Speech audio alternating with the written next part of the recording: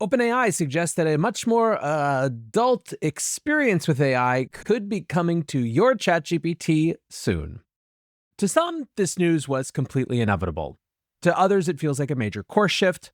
To some, it's just a head scratcher. And yet for others, in this latest announcement, they see the signs of deep cultural fracture that could create major problems for AI in the years ahead. Mario Nawfal, X's aggregator-in-chief, writes, ChatGPT's adult mode is coming, literally. Oh, Mario. Starting December, OpenAI will let adult users access mature content on ChatGPT, but only if they verify their age. CEO Sam Altman says it's part of treating adults like adults, which includes stuff like erotica and more customizable chatbot personalities. OpenAI made the bot pretty strict before to protect people with mental health struggles, but now says it has the tools to ease those limits safely. Basically, ChatGPT might soon flirt back, drop emojis, or talk like your bestie, but only if you want it to. All right, so as you might imagine, the erotica part of this has captured the most attention. But let's try to get the whole picture before we dive to any conclusions. On Tuesday, Sam Altman tweeted, "We made ChatGPT pretty restrictive to make sure we were being careful with mental health issues.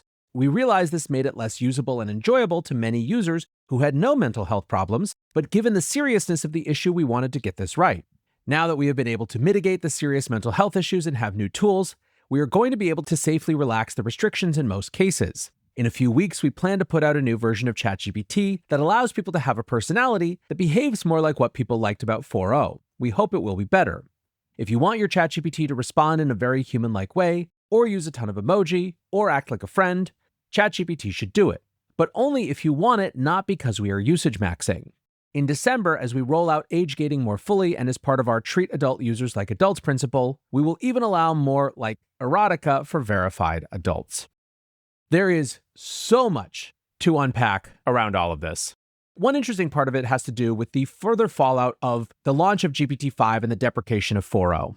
Back when that happened, there was, of course, a massive rebellion and outcry of users who had gotten used to the interaction patterns with 4.0 and who didn't like the cold and clinical feeling of GPT-5. At the time, there were lots of questions around the sycophancy of models and what subtle but insidious problems that might create. There were conversations around strategy and obligation to users and how people formed relationships with models that the companies who released those models kind of had to accommodate for, even if they didn't expect that to happen. There was also just the straight-up contingent of people who thought of 4.0 as something close to a romantic partner. Now, interestingly, although the 4.0 rebellion worked and people got their beloved model back, at least for a time, as we later learned, it seemed like in part 4.0 had been deprecated because it didn't function properly with OpenAI's new content moderation system. For example, shortly after 4.0 was brought back, OpenAI noted that conversations on certain sensitive topics would be filtered to GPT-5. This was part of a blog post from mid-September called Teen Safety, Freedom, and Privacy. As with most of OpenAI's most important blog posts, this one was authored not by the team, but by Altman himself. In addition to noting that certain types of conversations were going to be auto-routed to GPT-5 because their content moderation system could better handle them, we also heard the first inklings of how OpenAI was going to approach this age-gating issue. And while the thrust of the blog post in general was that OpenAI really wanted to prioritize freedom and privacy, and for adults over a sort of nannying safety, that when it came to teens, the reverse was true. Altman wrote, "We prioritize safety ahead of privacy and freedom for teens. This is a new and powerful technology, and we believe minors need significant protections." Altman noted that they were building an age prediction system to estimate age based on how people use ChatGPT, but if there was any doubt, they'd play it safe and default to the under 18 experience. So to the extent that this is just a continuation of what they've already been talking about, i.e. a bifurcation of the experience into a non-adult and an adult experience, there's not all that much that's necessarily notable here. Also, it should be noted that this is not the first time that Altman has talked about allowing adults to use ChatGPT for adult conversation and adult content. This is something that's come up in previous interviews going back quite some time.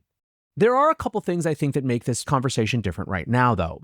The first is that in the weeks following GPT-5, Altman took a number of different potshots, presumably aimed at Elon Musk, who had allowed his Grok app to lean much more into the adult and erotic type content. Writes Fortune, Altman did jab at companies developing Japanese anime sex bots, continuing, "You will not see us do that. We will continue to work hard at making a useful app, and we will try to let users use it the way that they want, but not so much that people who have really fragile mental states get exploited accidentally." And while for Sam, this may all feel consistent, to people who are just casually getting this, They're basically hearing 1 month Sam ripping on Elon for having what Altman characterizes as Japanese anime sex bots, and then a month later seeming to say, yeah, that's fine here too. Even if obviously Sam and OpenAI would argue that there is a big difference between releasing a full adult mode and actually building these characters as Grok has done, versus just taking a more hands-off approach to whatever adults are going to do. The other reason that this is hitting more skepticism, however, is that it comes on the heels of the Sora app.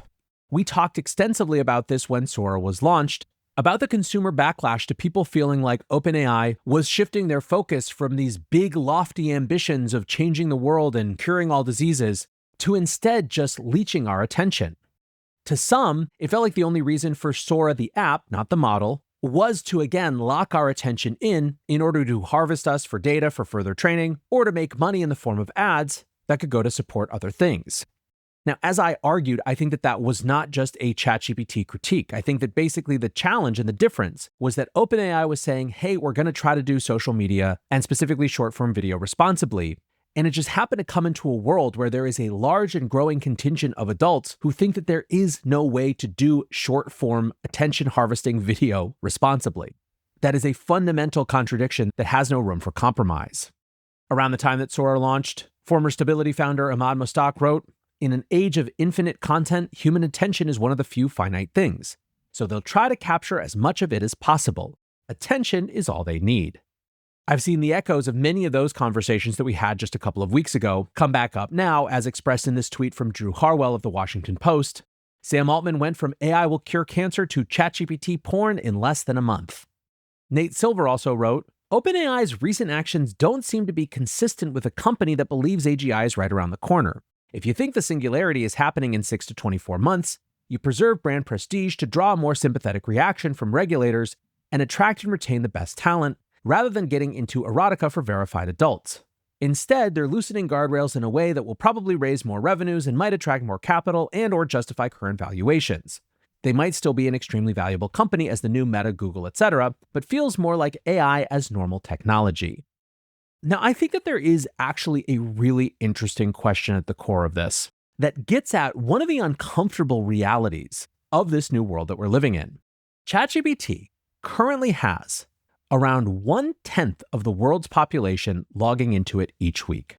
When you operate at that scale, at what point do you stop seeing your role as trying to guide people to what you view as acceptable use cases versus effectively seeing yourself as a public utility where you have to basically allow people to do what they want? I don't think that's as clean or clear-cut an answer as some people are making it out to be. And my guess is that Altman and many at OpenAI see themselves to some extent as Sherpas and stewards for allowing people to figure out what they want to do with AI without trying to be the arbiter of moral right. I actually quite understand that point of view, especially as someone who has fairly socially libertarian views when it comes to adults being able to do whatever they want as long as they're not harming others. At the same time, OpenAI still is a company. In fact, it's fighting a lot of battles right now to become more of a company and less of a nonprofit, and I do believe that as such, it gets to decide what it wants to care about and what it wants to stand for. In other words, there are already ways for people to go have access to those adult experiences with AI should they so choose. ChatGPT does not have to be one of the places they can do that. It will not fundamentally hamper people's ability to get those experiences should they want them if ChatGPT said, we think that's fine for adults to do, but it's not for us. I can't say for sure. It's easy to be a backseat driver, but I think that if I'm in Sam's seat right now, that's the choice that I'm making. Now, hold aside OpenAI itself, there is a much larger societal conversation that this is digging up and that this is a part of. The response from a number of corners has been loud and negative. Mark Cuban wrote, this is going to backfire hard. No parent is going to trust that their kids can't get through your age gating. They will just push their kids to every other LLM. Why take the risk? Same for schools. Why take the risk? A few seniors in high school are 18 and decide it would be fun to show the hardcore erotica they created to the 14-year-olds. What could go wrong? By the way, I can say as a parent, and I'm sure many of you have this experience, what you worry about isn't just what your kids do. It's exactly the scenario that Cuban is describing here, what they're going to learn on the bus or at a sleepover because some other kid decided to go find some seedy corner of the internet. Now, Cuban went on to clarify, this isn't about porn. That's everywhere, including here. This is about the connection that can happen and go into who knows what direction with some kid who used their older siblings' login. And so what he's getting at is that this is not just about a new, different way to access pornography. It's about this new relationship pattern, which we've seen indications, like in the 4.0 rebellion, that we don't really understand yet, and that could have some pretty negative consequences. Cuban decided to clarify even further. He writes, "I'm not saying we should ban it. I said it was a mistake, that it will hurt the business of OpenAI. And I'll say it again, this is not about porn. This is about kids developing relationships with an LLM that could take them in any number of very personal directions. Parents today are afraid of books in libraries that kids don't read. They ain't seen nothing yet. I don't see how OpenAI can age gate successfully enough. I'm also not sure that it can't psychologically damage young adults.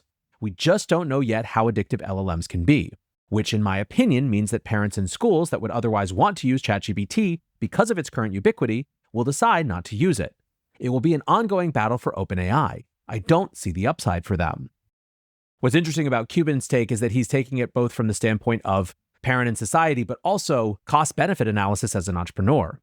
Adding credence to his argument is this tweet from Vivek Ramaswamy, former Republican candidate for president and now candidate for governor of Ohio, who wrote, "The unnecessary overhumanization of AI is becoming troubling. This new feature will do nothing to improve productivity or prosperity, but it will almost certainly increase addiction and loneliness.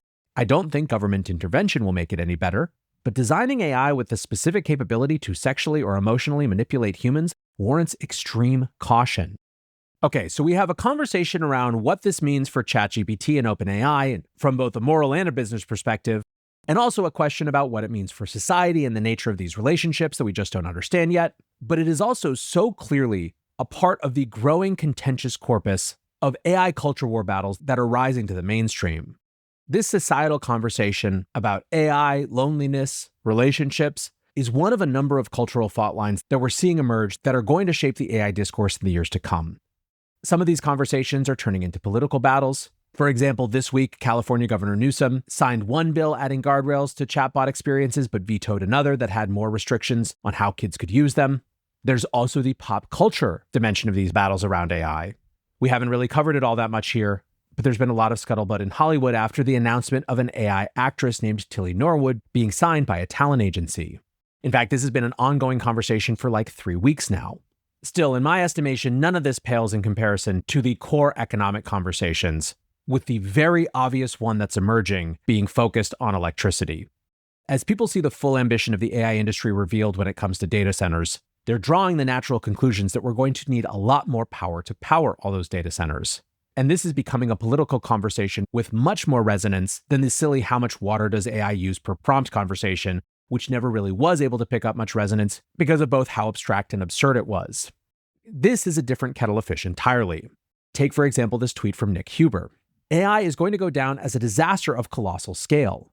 My electricity bill in Athens, Georgia is up 60% since 2023, 6 increases in the last 24 months. Just approved 20 plus data centers under construction in the region. What gives? Quality of life is dropping for 99% of people."